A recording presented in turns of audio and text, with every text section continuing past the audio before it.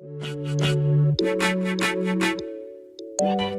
everyone, welcome back to another episode of LTF1. Today is our last race review of the Abu Dhabi GP. We're joined today with two guests. Hi, I'm Double. And hi, I'm Ellie. So without further ado, let's talk F1. Where do you guys want to start? It's a bit of a dry race. Well, usually I'll make notes, but today I've got nothing because I nearly fell asleep for about half the race. Novel's got some opinions because he's laughing back here, so he's got something to say about the race. Yeah, I'd actually do.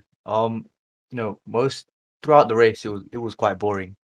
But the one thing that really caught my eye was during the last couple of laps when Albon was just chipping away at Hamilton's time. And, the suspense was crazy because, usually Mercedes have been so dominant throughout this whole season. And then you've got, Red Bull, who have always been the runners up, especially, throughout the hybrid powertrain time. And the fact that they took over Mercedes' reins, gives an insight that next year is going to be even more competitive with the two teams. And maybe it's not going to be so boring and so anticipated towards Mercedes always winning. Did you actually think that he was going to catch up and overtake him, though? I wanted him to, but did I think he was gonna? I doubt it because Hamilton, he's quite fast. He's 7 times world champion, so Just a little bit fast. yeah, just a bit too fast. Yeah, I think it was, that was probably the most and only exciting part of the race. But there was other factors as well. Hamilton admitted after the race that, he wasn't 100% physically after being positive for coronavirus last week. And also, Toto Wolff had said before Sunday that Mercedes are running a bit short on power, so they did have issues, so that's another factor. So I'm not necessarily sure about next season, but yeah, it was definitely the only exciting part of the race. Yeah, like the Mercedes were down on power. So like when Sky kept banging on about this whole thing with like, look at Red Bull, I was sat there like, please can we stop this game? Like there's nothing actually there. Like Mercedes were so far ahead all season. And if they really did have the power down, you can't even overtake on Abu Dhabi as we saw all race. So I don't even think Alex would have passed him. Yeah, I agree with you. I wasn't buying into any of the Mercedes have lost anything Red Bull have gained next year. It's going to be the same as usual. Red Bull always get the last few races because Mercedes turn off essentially. Yeah. But we can still be hopeful. Double, you look a bit sad now. I'm fine. You look a bit sad though. You just Fine. shat on your hopes of a competitive season next year. No, I'm fine. I mean, my go-to team is Mercedes, so it's not going to be any disappointment there. But in terms of the overall enjoyability of watching the races, and as much as I love to see Mercedes, block out the front row, race after race, it does get boring. And, we just need another team to step up. It's not difficult. I mean, it is difficult, sorry. But at the same time, with the amount of investing, and especially since McLaren have bagged that new investor, and they're going to get a lot of money coming in, and they've already secured a third in the Constructor Champion this year, they're going to pool in their resources and work on a much more better car for next year. And also, Christian Horner said they're only going to take 65% of the Red Bull's car this year and develop it into next year's car. So there's definitely going to be some aspects of improvements the teams are going to go through to make sure they can get that competitive edge on Mercedes. Yeah, I agree. I think next year is going to be all about the fight for third again, maybe even for second if McLaren really build on their pace and if Red Bull's still struggling for a second driver, then it is going to be about the midfield. And that's something that was lacking from this race. We don't usually have much going out up front, but we didn't have any midfield battle this race. It was just dry. Like hardly anything was happening, and that's a lot down to the track. Ishan, I know you've got strong opinions about. Yeah, well, for me, and I've seen a few people agree with this, but as I say, for me, I think Abu Dhabi should be chalked off completely because it's not the race you want to see, going out of the season. Last week and the week before with Sakir and with Bahrain, there was so much drama and so many things happening that Abu Dhabi was just such an anti-climax. It was dreary. I nearly fell asleep. I Yeah, was I just watching agree. it. Yeah, It should just go. Like, it doesn't provide any real entertainment for anyone.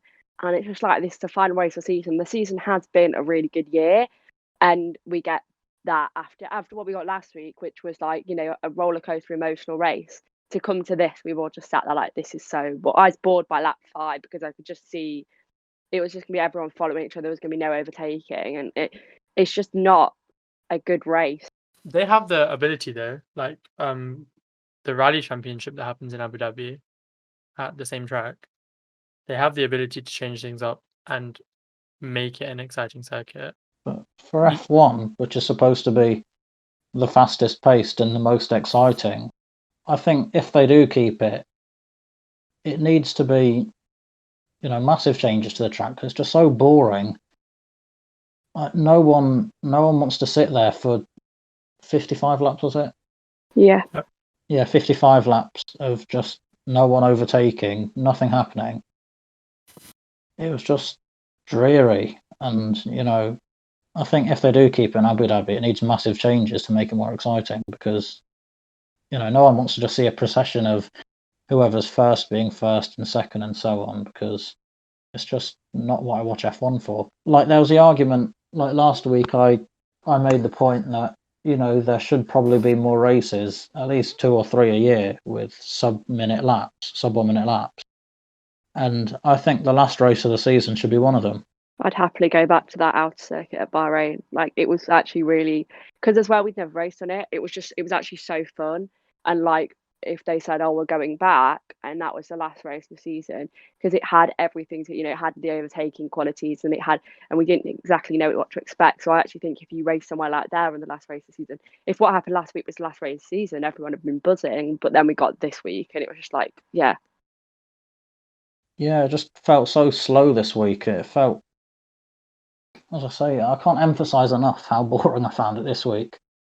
Yeah, But it, yeah, if they went back to the sort of race that they had last week, I'd happily take that as a last race because there's always something going on in front of you.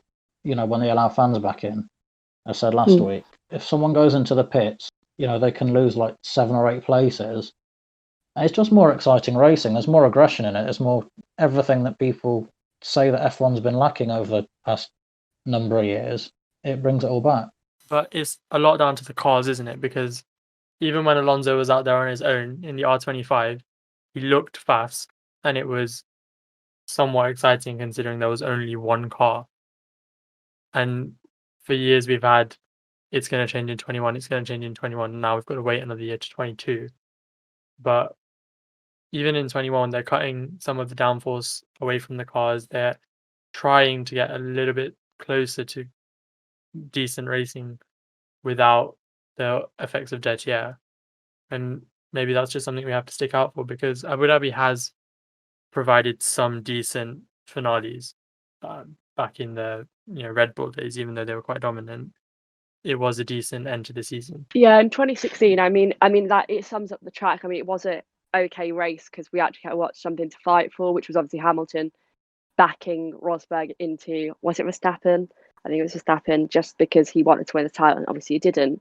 But like, that was something, and I think as well because we have Mercedes so dominant and they won the title so long ago, we go to Abu Dhabi with nothing to look forward to. We're just there to watch another race where it's like, oh, what we expect, which is Mercedes lock out the front row, Mercedes win, because it's so, like, it was a surprise this weekend that Red Bull did so well. But when you take in all the factors, we understand why Red Bull did so well. But it's like we go to Abu Dhabi with nothing really to look forward to anymore. Yeah, and hopefully that might even change next year because there's a lot of positivity surrounding Ferrari's next car. Apparently, they've got on top of whatever engine issues they were having.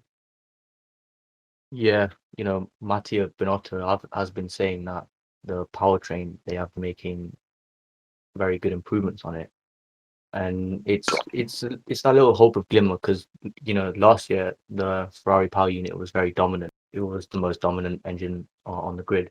It was, but it was illegal. Yeah, it was. That's the only thing. I don't mind it. It gave us decent racing. It gave us something to look forward. It gave us something to look forward to. And Mercedes still wrapped the title up like several races before the end, because they just do what they do. And then we figured out, oh, it turned out like the engine was totally illegal, and we were like, even for how can an illegal engine still not win the title? Like, it's a bit sad, really. Yeah. I do think for the next sort of year or two, it's going to be more of a looking out for the midfield battle, because McLaren, as you say, they've been good this season, and I would have killed to see another season of Sainz and Norris, but what can we do?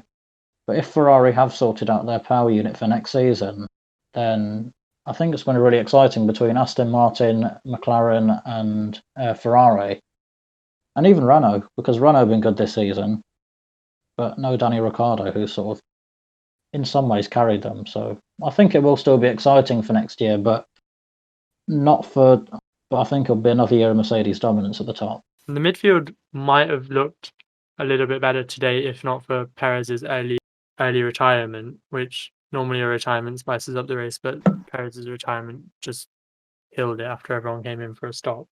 There was only, I think, Ricciardo and one other person, Ricciardo and two Ferraris that looked like they might be able to capitalize or do something with that, having not come in. And then it was a tyres game. It was just one of those races. It was like I think, as you said earlier, like we always look forward to a midfield battle because we don't really get much up front, and like after last week as well, because we saw the midfield fighting with the front runners.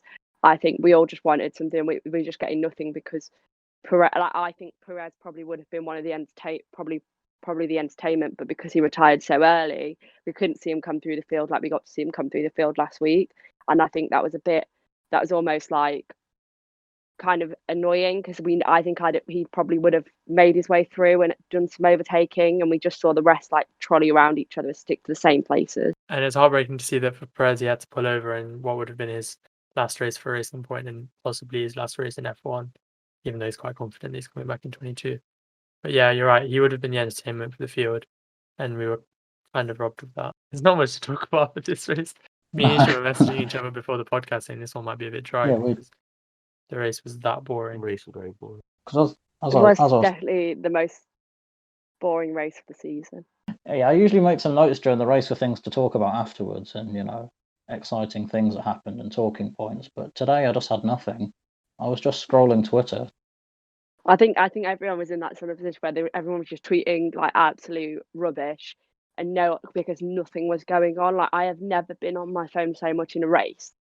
Like last week, I couldn't even look at my phone. This week, I was sat there like I went on TikTok. That's how much the race didn't have my attention because there was just nothing happening.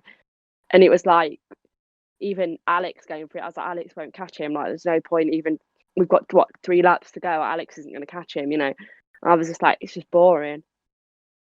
Yeah, because I saw Albon fourth, a few laps in, and I thought he has a chance of getting back at Hamilton because Hamilton's slow today. But as the race went on, Hamilton just got further away, and then at the end, it was, I think it was too late for Albon to even think about. Well, maybe to think about, but he wouldn't actually catch him. I wasn't that excited for it. It was just you sort of knew where everyone was going to finish, if you know what I mean. I think we knew from lap 1 where they were going to finish. Like, it was 5 laps here, and I was sat there watching now, and this is how it's going. The top 3 are just going to stay the same. There's nothing really going to happen. Like, as soon as Perez retired, I was a bit like, I think there was a bit of racing between one of the Ferraris and somebody.